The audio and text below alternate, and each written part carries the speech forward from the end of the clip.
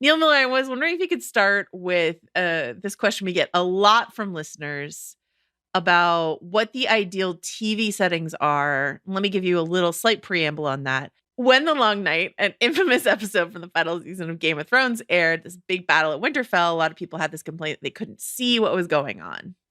They were like, why is it so dark in this long night? And Neil Miller, hero, former Best Buy employee, a cinephile, came through with some like proper settings to calibrate your TV to so you can better see what's going on. He was like, what are you guys talking about? This is a beautiful episode of television.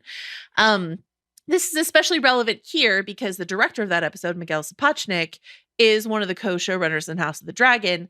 Now, House of the Dragon is, I think Miguel is probably a little gun shy for that episode and is not going to try to film things in the dead of night so much anymore.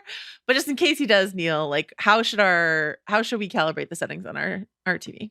Sure. Yeah. Well, and even if Miguel Sapochnik makes the correct choice to set more of this show in the daytime than the end of Game of Thrones, there still will be plenty of dark scenes. And if it's anything like the original series, a lot of commitment to natural light, which means the only light we're getting inside is from candles, which, creates some dark corners. But there's some very basic things. And these are things that I would recommend not just for Game of Thrones, but in general, if you like watching movies on your television and you've never played with any of the settings, these will help everything look better. But specifically, they will help you get some better eyes on our House of the Dragon characters. So the first thing we want to do with any TV is turn off a feature called motion smoothing. And a lot of new TVs have this. Any TV bought in, I would say, the last decade or even longer has motion smoothing of some kind. If you go into your settings and you look for motion smoothing or action smoothing or any feature that every TV manufacturer calls it something different, anything that says it's going to smooth out what's on your screen, turn that shit off, like right now. Just if Ryan Johnson were at your house right now, he would turn it off for you. That is how bad this single TV feature is. That's all he's been doing since The Last Jedi. Yeah, exactly. Just going house to house, fixing people's TVs. I got a text from my brother-in-law the other day. And he's like, I'm at your parents' house and I'm turning off the motion smoothing on their television. Yeah. So number one, turn off motion smoothing. If you can't find it on your TV model, you can always just Google your TV model and motion smoothing. And I assure you, someone on the internet has done it. Also, while you're in there, a lot of TVs come with modes that are like movie mode or cinema mode. Some of the really fancy ones even come with one called Filmmaker mode. If you have that, just start by turning that on because that will do a lot of the work for you.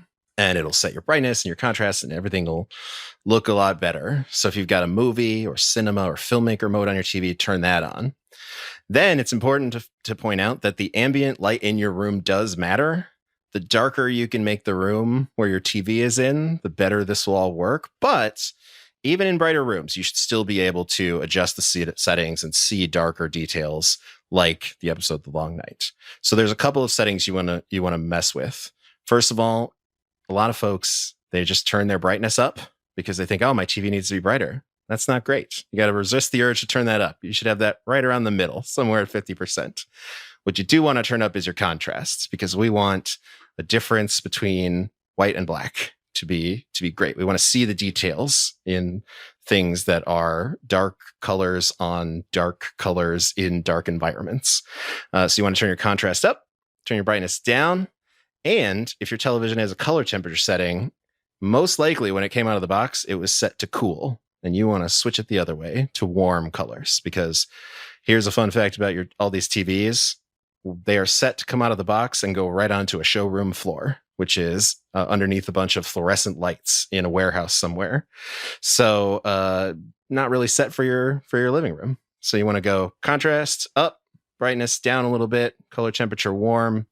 And my last tip is if your television has any kind of automatic light sensor or a power saving mode, it's good to turn that off because what that does is it's your television adjusting the backlight and it can, if it dims, the whole TV gets dim. So you just kind of want to turn that feature off and let it be the same brightness all the time. Maybe not great for the long term because it uses more energy. So that's a more advanced tip.